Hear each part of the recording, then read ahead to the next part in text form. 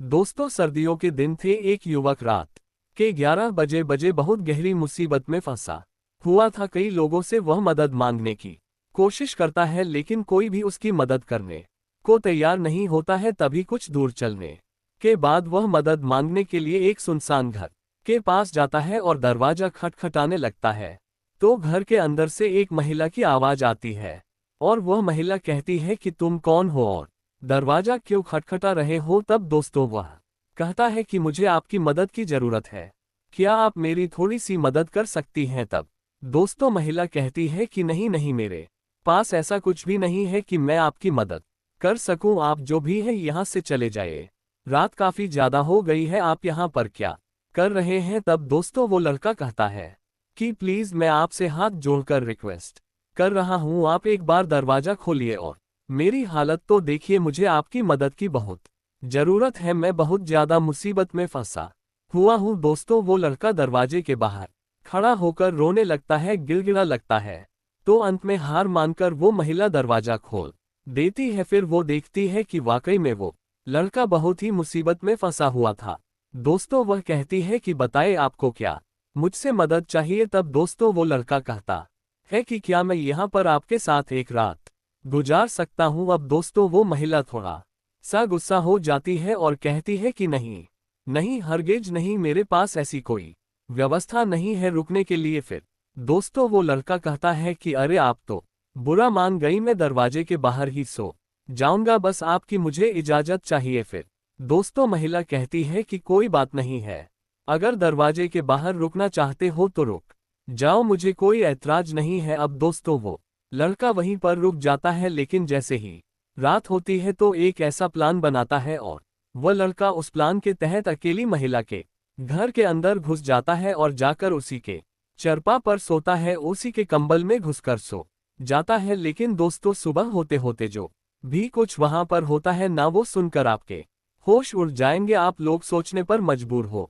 जाएंगे, क्या ऐसा भी हो सकता है। दोस्तों बहुत ही रोमांचक कहानी है, दिल को छू जाने वाली कहानी है। आइए जानते हैं पूरी कहानी इस वीडियो में। लेकिन दोस्तों वीडियो में आगे बढ़ने से पहले वही आप लोग से छोटा सा रिक्वेस्ट है कि अगर आप लोग हमारे चैनल पर पहली बार हैं तो चैनल को सब्सक्राइब कर लीजिए, वीडियो को लाइक कर दीजिए, ताकि जो मेरा हौसला है वो और भी ज्यादा बढ़ता रहे और भी ज्यादा इंटरेस्टिंग कहानियां ऐसे ही मैं आप लोग को सुनाता रहूं। दोस्तों ये कहानी झारखंड के खूंटी जिले की है। दोस्तों वो जिला पूरा आदिवासी होता है और बहुत ही पिछड़ा इलाका होता है। तभी दोस्तों एक व्यक्ति जिसका नाम रतन होता है वो अपनी बहन के घर पर गया हुआ था, क्योंकि उसकी बहन उसको मोटरसाइकिल देने के लिए बुलाई थी। तो दोस्तों तो रतन बस पकड़ता है अपने घर से और बस पकड़कर अपनी बहन के घर पर चला जाता है। तो उसकी बहन उसको एक राजदूत मोटरसाइकिल देती है और वह कहती है कि तुम्हारे जीजा जी नहीं है, वो तो 1 साल बाद आएंगे, मुंबई गए हैं काम करने के लिए, और तब तक ये बाइक यहाँ पर खड़ा खड़ा खराब हो जाएगी, इसलिए तुम इसको लेकर चले जाओ और जब तुम्हारे जीजा जी आएंगे तो तुम लाकर दे जाना, तब तक तुम इसी को चलाओ, नहीं तो ये खराब हो जाएगी। अब दोस्तों जो रतन था ना, उसको बाइक मिल चुकी थी, तो वो जल्दबाजी नहीं करता है और आराम से खाना पना खाता है और रात के 8 बजे के आसपास वह अपनी दीदी के घर से अपने घर के लिए निकल पड़ता है अपनी राजदूत बाइक लेकर। दोस्तों रतन का घर उसके दीदी के घर से लगभग 40 किलोमीटर की दूरी पर था, लेकिन जैसे ही रतन अपनी दीदी के घर से 10 किलोमीटर का सफर तय करता है तभी उसकी बाइक पंचर हो जाती है, क्योंकि दोस्तों काफी दिनों से वो बाइक उसके दीदी घर पर खड़ी थी, शायद इसीलिए वो पंचर हो गई थी। अब दोस्तों रतन उस गाड़ी को डग करते हुए कुछ दूर लेकर जाता है तो उसको एक पंचर का दुकान दिखाई देता है। दोस्तों वहां पर वो पंचर बनवा है, तो उसको पता चलता है कि वो सिर्फ गाड़ी पंचर नहीं बल्कि उसका पूरा ट्यूब भी खराब हो चुका है। अब दोस्तों रतन उस गाड़ी में नया ट्यूब लगवाता है, फिर गाड़ी में रुपए का पेट्रोल डलवा आता है, तो उसका सारा पैसा खत्म हो जाता है, क्योंकि दोस्तों उस समय 10 लाख रुपए बहुत बड़ी रकम हुआ करती थी और 1 रुपया में वो पंचर भी बनवाया था। पंचर बनवा के उसका ट्यूब भी लगवाया था और फिर 50 का पेट्रोल भी डलवाया था। अब दोस्तों रतन की गाड़ी जब बन जाती है तो रतन अपने बाइक को वहां से स्टार्ट करता है और फिर वहां से अपने घर की तरफ निकल पड़ता है, लेकिन रास्ते मैं वो बाइक पर बैठकर यही सोच रहा था कि अब हमारे पास एक भी रुपया नहीं बचा है, अगर फिर से कहीं गाड़ी खराब हो जाएगी तो मैं क्या करूंगा। दोस्तों वो सफर कर रहा था और भगवान से विनती कर रहा था कि बस कैसे भी हमको घर पहुंचा दीजिए। अब दोस्तों यही सब सोचते सोचते रतन जैसे ही 67 किलोमीटर आगे और बढ़ता है, तब तक दोस्तों उसके गाड़ी का आगे वाला जो टायर होता है ना, वो भी पंचर हो जाता है, क्योंकि दोस्तों बहुत दिनों से वो बाइक खड़ी थी और पुरानी भी हो चुकी थी और जो रास्ता था वो रास्ता भी बहुत ज्यादा खराब था। और आप लोग तो जानते ही हैं कि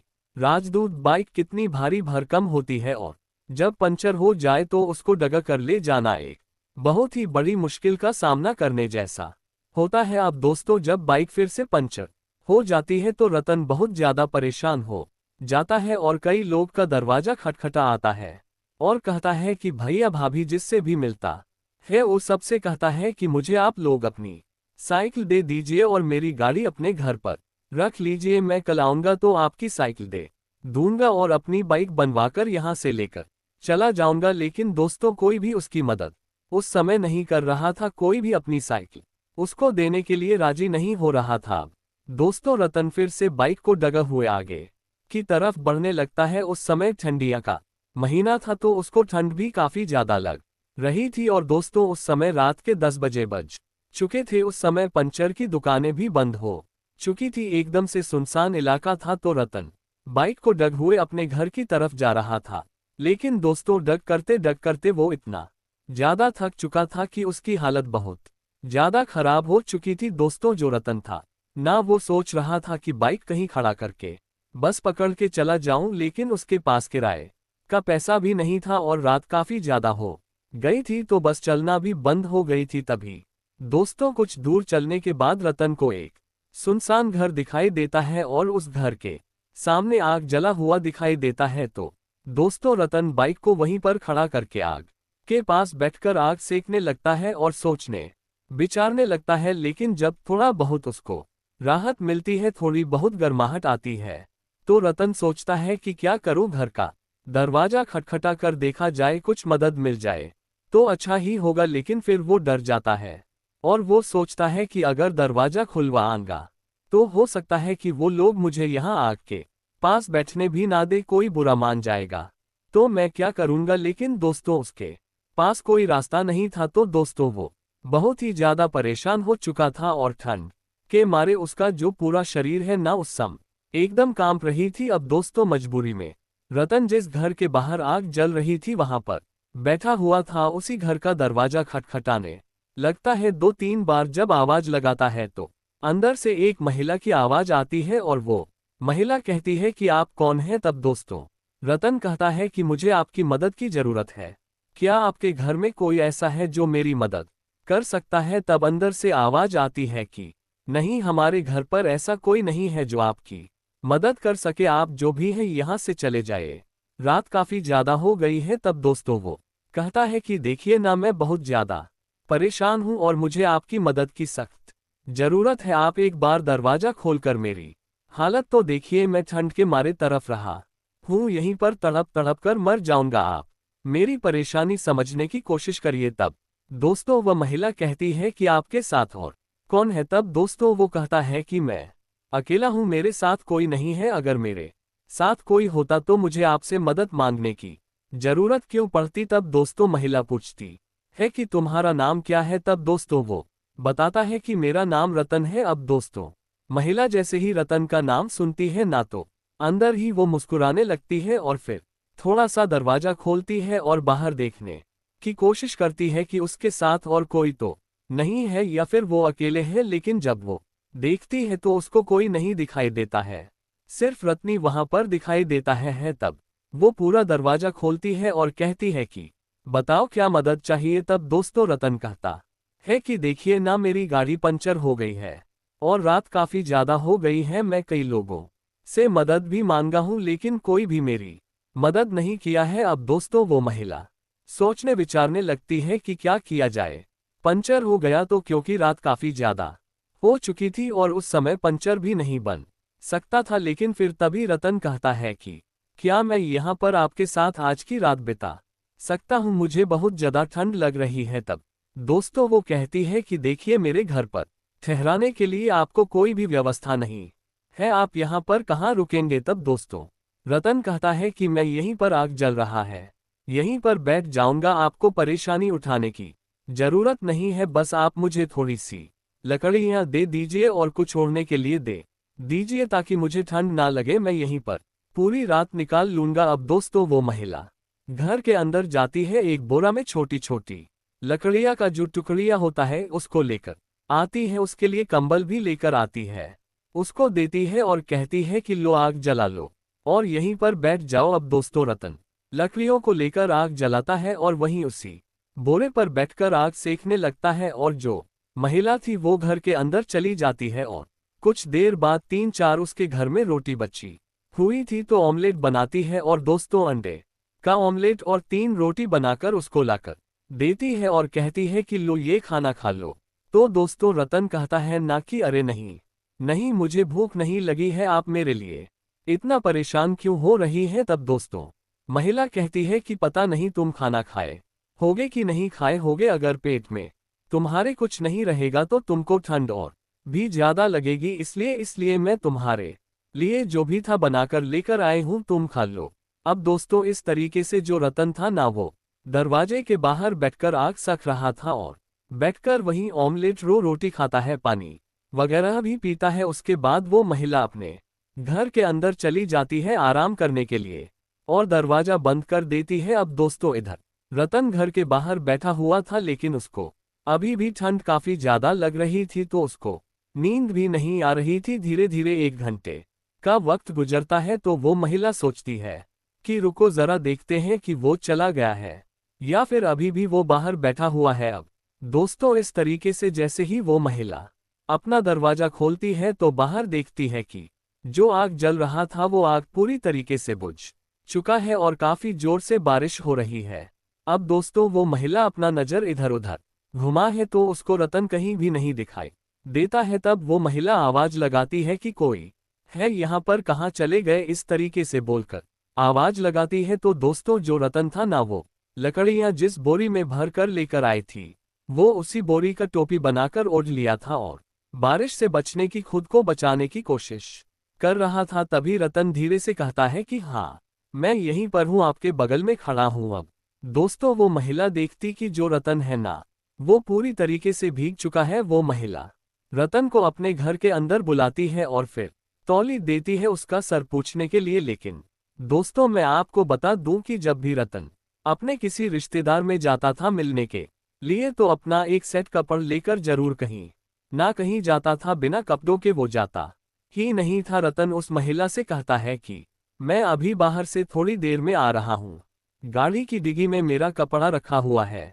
मैं कपड़ा बदल लूंगा तो मुझे ठंड नहीं लगेगी। अब दोस्तों इस तरीके से अपना तौलिया से सर और पोंछता है, फिर अपना कपड़ा लेकर आता है, पहनता है और फिर उसी महिला के चारपाई पर कंबल उड़कर लेट जाता है, क्योंकि उसका पूरा शरीर कांप रहा था, बहुत उसको ठंड लग रही थी। और दोस्तों वो महिला भी क्या करती है कि उसके पैरों की तरफ उसी कंबल में अपना पैर ढककर उसी कंबल से वो भी बैठ जाती है और उससे बातें करने लगती है, क्योंकि दोस्तों उसके घर में ना एक ही चारपाई था और उसके अलावा उसके घर में कोई रहने वाला भी नहीं था, तो एक ही चरपा से उसका काम निकल जाया करता था। अब दोस्तों उस समय काफी ज्यादा हो चुकी थी और बारिश भी हो रही थी, तो लाइट भी कट चुकी थी और चारों तरफ अंधेरा ही अंधेरा था। दोनों लोग एक ही चपाई पर बैठे थे, एक दूसरे से बात करने लगते हैं। रतन उस महिला से पूछता है कि आप यहाँ पर अकेली क्यों रहती हैं, आपके घर में कोई नहीं है। तब दोस्तों वो महिला बताती है कि मेरी शादी हुई थी और 3 साल पहले ही मेरा पति मुझे तलाक दे दिया है, क्योंकि मेरा पति किसी और लड़की से प्यार करता था और उसी लड़की से वो शादी भी करना चाहता था, इसीलिए वो मुझे तलाक दे दिया है, मेरी इज्जत नहीं करता था। तो मैं अब यहीं पर रहती हूँ और यह घर मेरा नहीं है बल्कि मेरे माँ का है, और 1 साल पहले मेरी माँ भी गुजर गई थी, तो अब मैं अकेली यहीं पर रहती हूँ, इसी घर में अपना गुजर बसर करती हूँ। तब दोस्तों रतन पूछता है कि आपका नाम क्या है।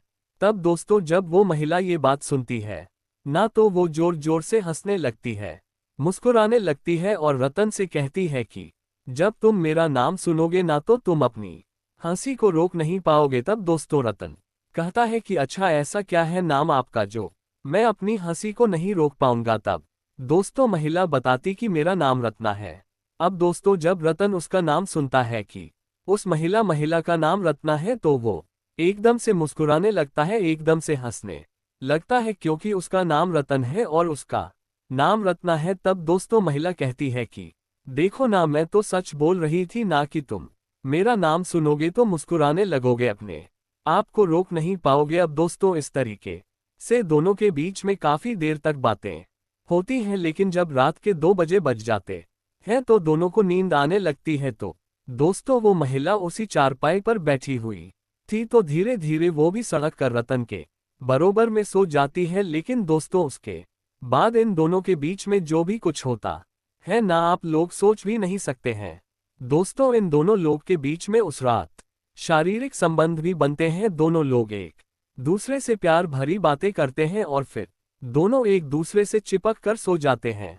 लेकिन जब सुबह होता है तो महिला उठकर अपना झाड़ू पोछा करने लगती है और रतन अभी भी चपाई पर सोया हुआ था। जब न रतन की नींद खुलती है तो रतन उस महिला से हाथ जोड़कर माफी मांगने लगता है और कहता है कि हमको माफ कर दीजिए, आप हमको रुकने के लिए सहारा दी थी लेकिन मैं आपके साथ कुछ गलत कर दिया था, ये सब कुछ जाने अनजाने में हो गया, मेरी कोई गलती नहीं है। तब दोस्तों महिला कहती है कि जाने दो कोई बात नहीं है, लेकिन तुम बहुत अच्छे दिल के इंसान हो, नेक दिल के इंसान हो। तब दोस्तों रतन उठकर घर से बाहर अपनी गाड़ी देखता है कि भाई कोई चुरा तो नहीं ले गया, तो गाड़ी उसकी खड़ी थी और फिर रतन उस महिला से पूछता है कि क्या यहीं पर कहीं आसपास पंचर बनाने की दुकान है। तब दोस्तों महिला कहती है कि हाँ यहाँ से 2 किमी दूर एक बाजार है, शायद वहां पर जाओगे तो तुम्हारा पंचर बन जाएगा, लेकिन मुझे नहीं पता है कि दुकान कितने बजे खुलता है। अभी तो सुबह के 6 बजे बजने वाले हैं और हमको लगेगा कि 10 बजे के आसपास दुकान खुलेगी। तब दोस्तों रतन उस महिला से कहता है कि ठीक है कोई बात नहीं है, अब मुझे यहाँ से निकलना चाहिए क्योंकि गाड़ी को डगा करा मुझे वहां ले जाना पड़ेगा, तो 1-1.5 घंटे का वक्त लग ही जाएगा। तब दोस्तों महिला कहती है कि इतनी भी जल्दी क्या है, थोड़ी देर रुक जाओ, सुबह का टाइम है, चाय बना रही हूँ, चाय पी लो, उसके बाद जाना होगा तो जाना। तब दोस्तों रतन वहां पर बैठता है, बैठकर उस महिला से बातचीत करता है, चाय वगैरह भी पीता है। तभी दोस्तों रतन उस महिला से कहता है कि आप मेरी एक मदद कर सकती हैं। तब दोस्तों वो कहती है कि बताओ क्या बात है। तब दोस्तों रतन कहता है कि देखिए ना, हमारे पास एक भी रुपया नहीं बचा है, अगर गाड़ी का पंचर बनवाऊंगा तो वहां पर मुझे पैसा देना पड़ेगा, आप बस मुझे 50 दे दीजिए, मैं कल आऊंगा तो आपको पैसा वापस कर दूंगा। तब दोस्तों महिला कहती है कि क्या तुम भी फालतू की बातें कर रहे हो, हम दोनों के बीच में रात को इतना कुछ हो गया है और तुम 50 की बात कर रहे हो, रुपए कौन सी बड़ी चीज है, ये लो अपनी गाड़ी का पंचर बनवा लेना, लेकिन मुझसे मिलने के लिए अगले दिन जरूर आना, मैं तुम्हारा इंतजार करूंगी। अब दोस्तों इस तरीके से रतन चाय वगैरह पीता है, उस महिला से रुपए लेता है और फिर वहां से अपने राजदूत बाइक को डग करते हुए 2 किलोमीटर दूर तक जाता है, तो वहां पर गाड़ी बन जाता है। उसके बाद रतन अपने घर निकल जाता है। लेकिन दोस्तों अगले दिन वो महिला रतन का काफी देर तक इंतजार करती है, लेकिन रतन उस महिला से मिलने के लिए नहीं आता है। उसके अगले दिन भी वो महिला उसका इंतजार करती है, लेकिन दोस्तों उस दिन भी रतन वहां पर नहीं आता है। लेकिन तीसरे दिन जब शाम हो रहा था तो दोस्तों तभी शाम के समय में रतन उसी अपने राजदूत बाइक से उस महिला के घर पर आता है, तो वो महिला रतन को देखकर बहुत ज्यादा खुश हो जाती है, तुरंत उसके पास जाती है, उसको गले से लगा लेती है, एकदम से हक कर लेती है। दोस्तों उस समय रतन को कुछ भी समझ में नहीं आ रहा था कि उन दोनों के बीच में चल क्या रहा है। दोस्तों रतन उस महिला का 50 वापस करता है, तो वो महिला कहती है कि क्या सिर्फ तुम पैसा वापस करने के लिए यहाँ पर आए थे या फिर मेरे से मिलने के लिए आए थे। तब दोस्तों रतन कहता है कि आप क्या चाहती हैं कि मैं यहाँ से चला जाऊं या फिर आज रात आपके साथ रुक जाऊं। तब दोस्तों महिला रुकने का जिक्र करती है, तो रतन अपनी बाइक उसके घर के साइड में लगाता है, खड़ा करता है और फिर उस महिला के साथ उस दिन रुकता है, उसके साथ रात गुजारता है। और दोस्तों ये सिलसिला एक दिन का अब नहीं रह गया था, बल्कि हर 2-4 दिन पर 3 दिन पर 5 दिन पर हर हफ्ते में 1-2 बार ये लोग मिल लिया करते थे इसी तरीके से।